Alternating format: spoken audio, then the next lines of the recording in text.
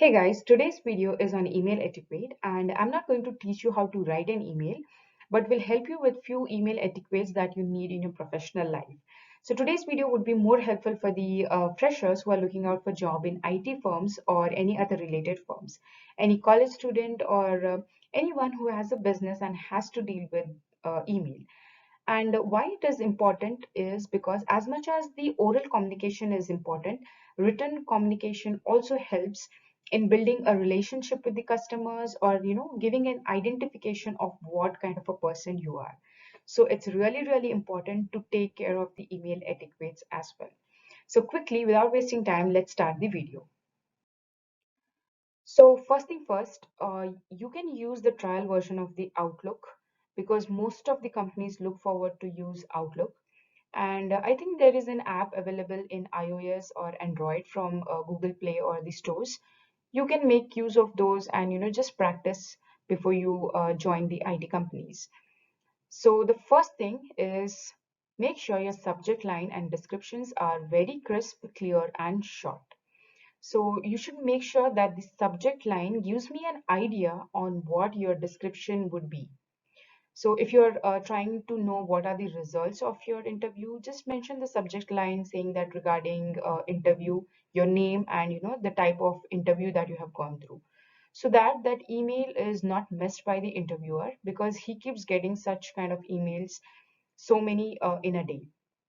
And followed by, you should make sure to keep your content, body, and description very informative.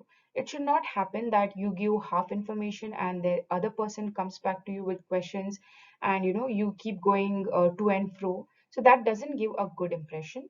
So make sure, first of all, to address the recipient very nicely or correctly, I would say.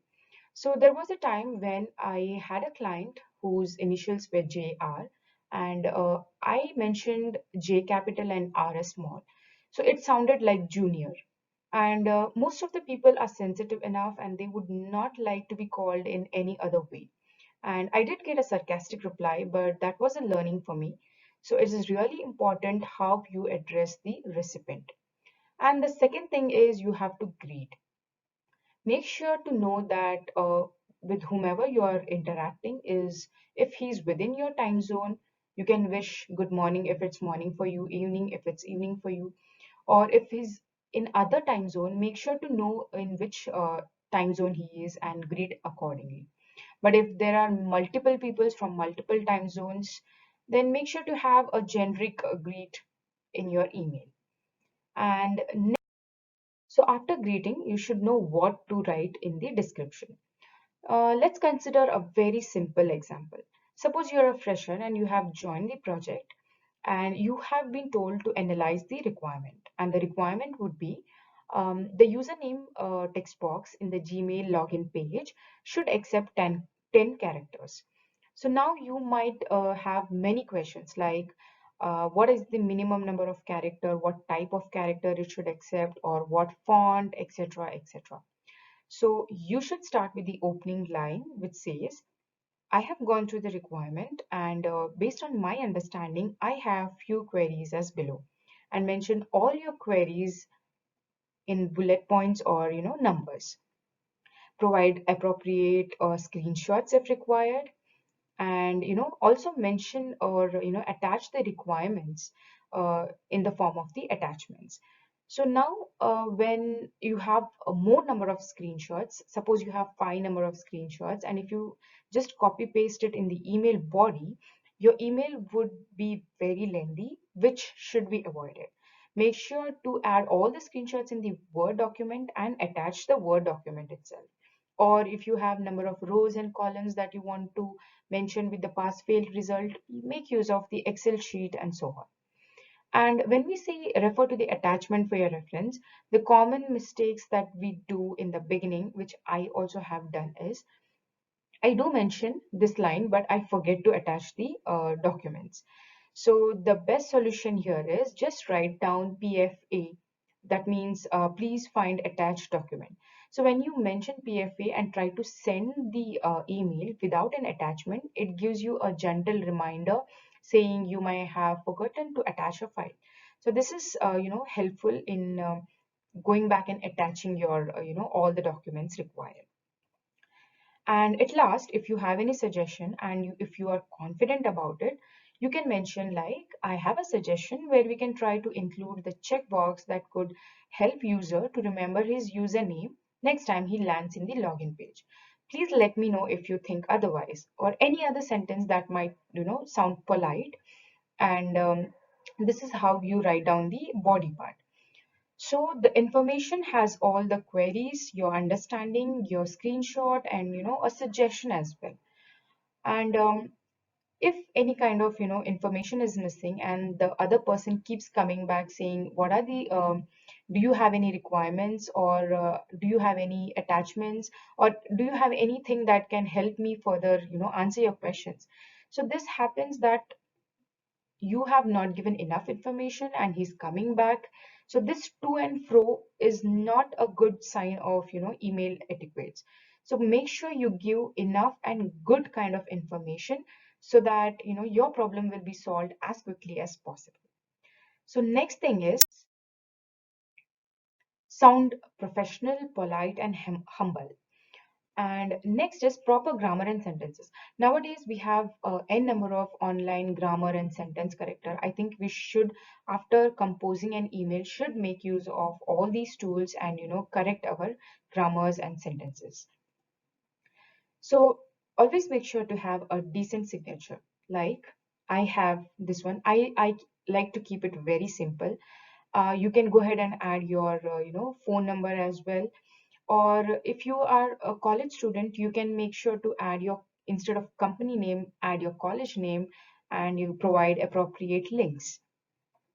And the next thing we would focus on is keep an eye on your recipient's name.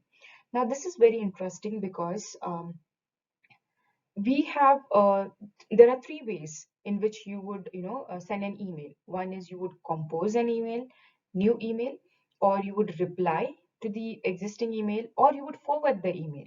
So first of all, let's talk about the reply all. So whenever you click on reply all, what I do is especially add some kind of numbers or any kind of characters in the to box, so that if the send button is clicked by mistake also, the email would not be sent because of this character that I have added. So this is one of the trick that I use. Only after I'm sure that okay, I'm done with all the content and everything is fine, only then I remove that character and then send. This will come with the practice. You have to be making sure that you use this every day.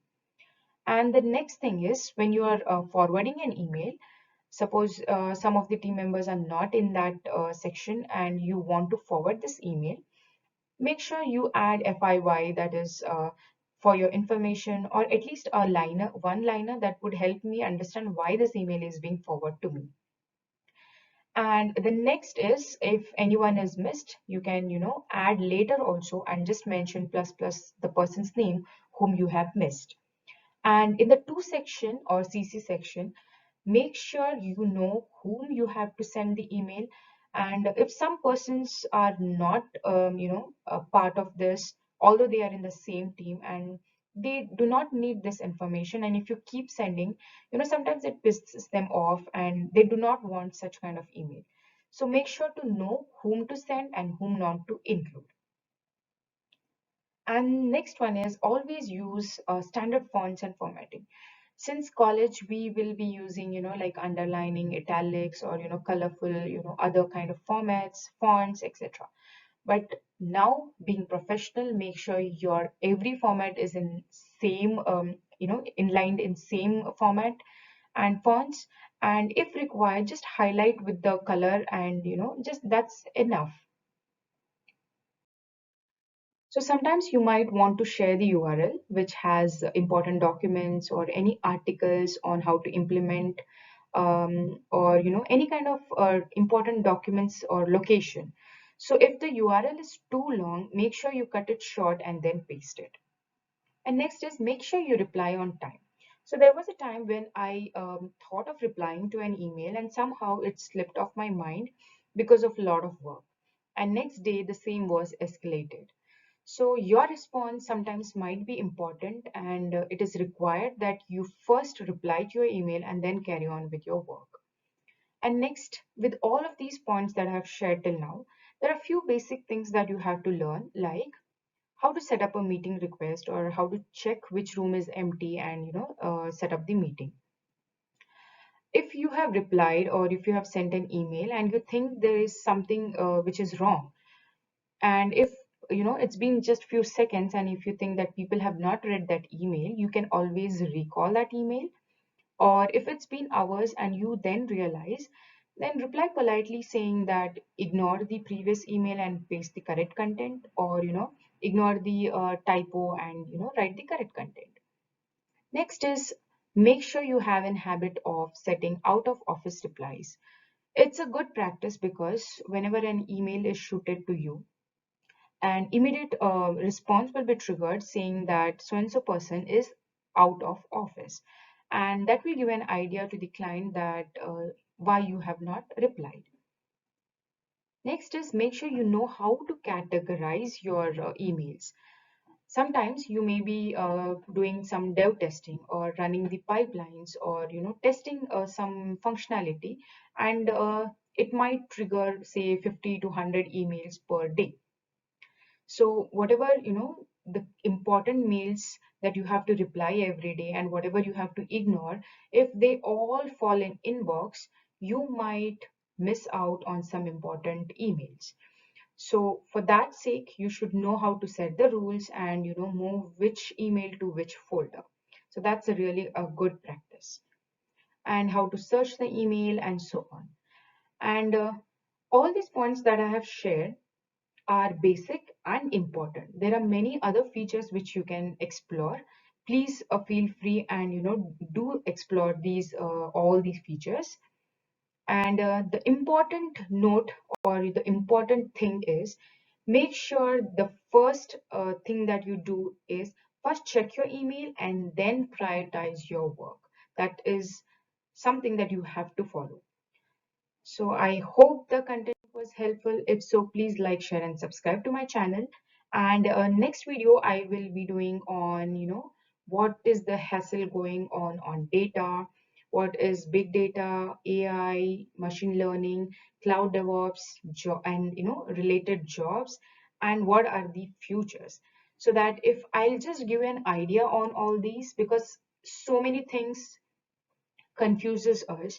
So I will make sure I give you an idea on each of the mentioned categories so that you can further decide either to take up some certification or course. And if you never know, you might be so interested that you can take up these as your career.